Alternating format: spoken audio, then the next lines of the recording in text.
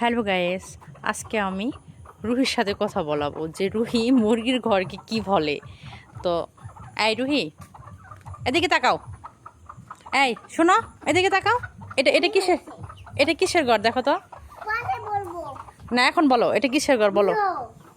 এখন বলতে হবে তো। দিয়ে বলো তো এটা কিসের ঘর। এটা কিসের ঘর বলো। এই রুহি, এটা মুরগির কিসের ঘর।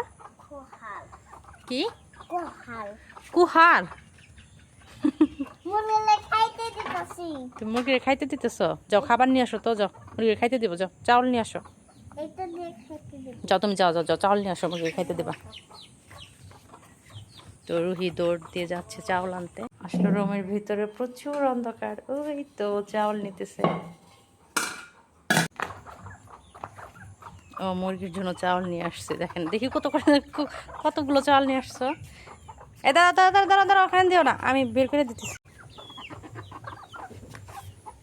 এইটা আচ্ছা, দাও মুরগির খাবার দাও।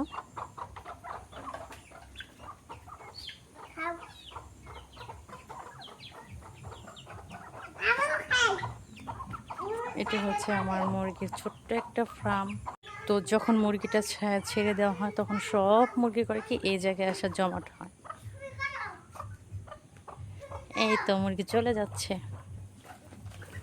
এটা হলো আমাদের বাহির বাড়ি, এখানে হলো বসার জায়গা।